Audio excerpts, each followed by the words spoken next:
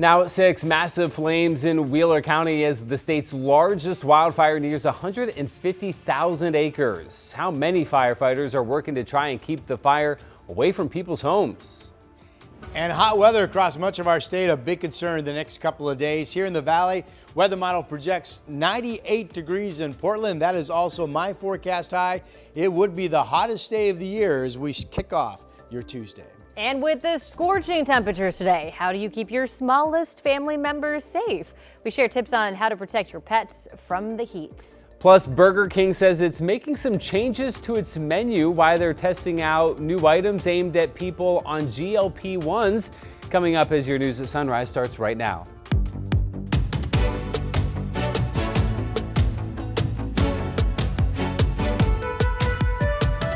Good morning, and thank you for joining us on your Tuesday. I'm China Green. And I'm Matthew Herchick. Glad to have you with us. Take a look at this shot of the sun. Wow! Ooh. Rising over downtown Portland. That's a shot by our photojournalist Eric Patterson. What a shot there. A heat advisory is in effect both today and tomorrow, and today could be the hottest day of the year so far. Want to get over to Rod Hill, who's keeping an eye on this weather impact alert day. Yeah, and you know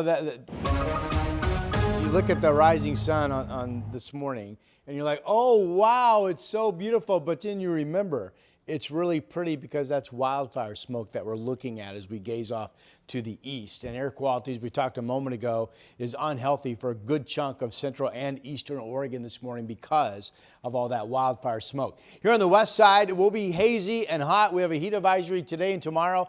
Temperature range looks to be for the valley 95 to as toasty as 100 degrees actual air temp. Stay hydrated, take breaks, rearrange your schedule to take advantage of the morning hours if you're going to be outside. Weather model says 100 in the Dalles today, 98 degrees potentially in Portland. Here's the rising sun from our Salem tasting room out in Sherwood. It's 63 right now, and then my numbers for today.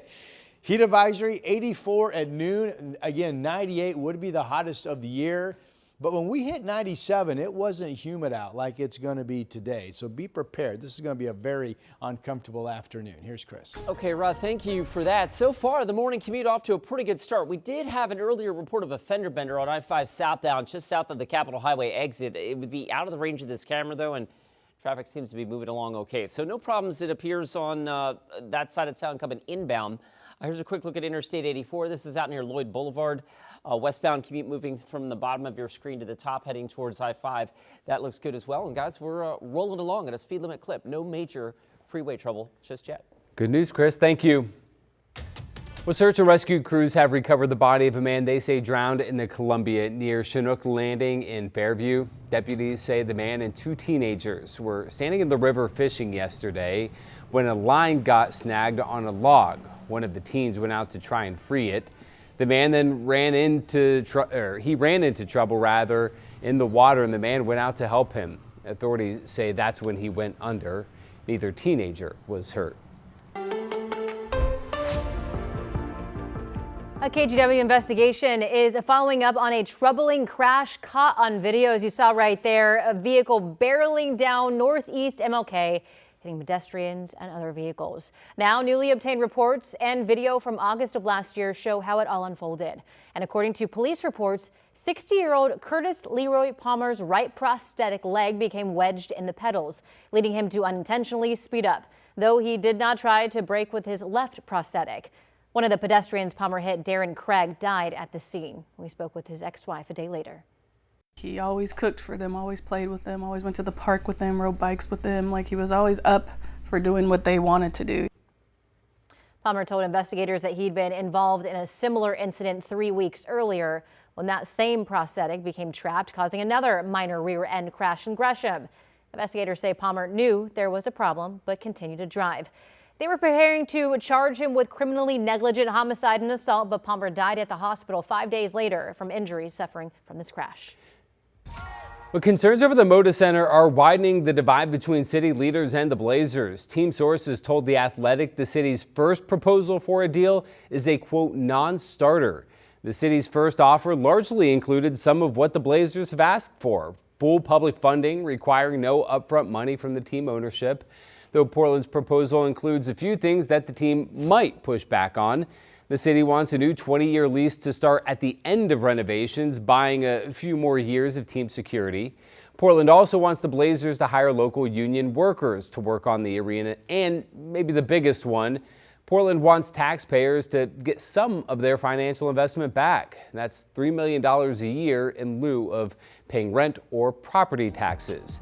Now, Portland City Council President Jamie Dunphy says he's grown increasingly frustrated at this stage. He's looking for more clarity from the team about the renovation plans and where the funds would go.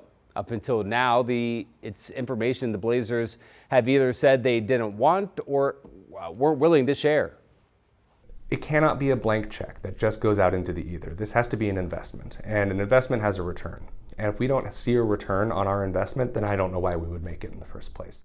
If Tom Dundon were trying to demonstrate that he was operating in bad faith, he couldn't be doing a better job. The city needs to approve a term sheet by August 12th in order to stay on track and unlock state funds that have already been committed. The county also needs to approve its own contribution, which is about $88 million. A vote on that is expected to take place this week. Meanwhile, to the wildfires across our state right now, here's what we're learning overnight about some of the 80-plus fires burning. So the Roe Creek Complex fire is now 5% contained and is still the largest fire burning right now in the state at nearly 150,000 acres. More than 550 firefighters and personnel are spread across Wheeler, Jefferson, and Wasco counties. Their main focus here is making sure flames don't reach any communities or homes. And farther north, crews are making some progress on the Hay Creek complex. At last check, it's more than 112,000 acres. Local firefighters and ranchers are working closely with incident management personnel. Some evacuation levels have also been dropped for parts of Gillum County. Then there's the Aqua Butte fire, also causing evacuations near Sisters, burning more than 10 acres. Some rain fell at the fire, but didn't help crews on the fire line. High winds also creating some challenges. And to give you the bigger picture on these fires burning statewide, there are more than 7,000 firefighters and support personnel. That includes over 100 firefighters from Washington and California who are helping out here. Fire officials stress keeping the number of human-caused fires as low as possible will ensure crews aren't overwhelmed. Down in Jackson County, the East Evans Creek fire is human-caused and has destroyed more than 15,000 acres and 7 structures. We've had some challenges in certain areas where the fire just keeps pushing. So it's trying to chase those down with these winds. One of the big things here in Southern Oregon is that the winds are kind of unpredictable. Fire officials are also relying on technology like wildfire detection cameras that use AI to spot changes and alert response teams. And as these fires are burning, that smoke is headed east. The Idaho Department of Environmental Quality has issued air quality advisories for a handful of communities on the Idaho-Oregon border. And more than half of our state is also dealing with poor air quality as that smoke hovers overhead with the threat of both wildfire smoke and a heat wave. A local doctor is warning that kids are one of the most at-risk groups. She says the dangerous combination can affect all sorts of people and the consequences that can be very serious. Libby Dowsett joins us live in Portland with more on the risk. Libby. Hi guys, bear with us as a car alarm that's been going off for about 5 minutes. But seniors, they're already facing fragile health in many situations. So with this heat and smoke, they're now facing even higher risk of heart attacks and strokes. And kids, without even knowing it, could be putting themselves at risk.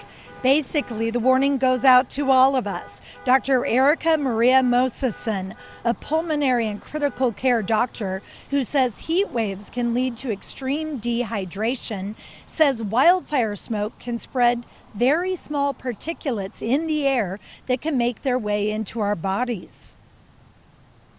Those get breathed into our lungs and they go deep into the body and they circulate all around the body, and they can cause disease, they can cause increased inflammation, they can make people more likely to get an attack of their asthma or their lung disease or a heart attack or a stroke, all sorts of, health problems that can be pretty dramatic.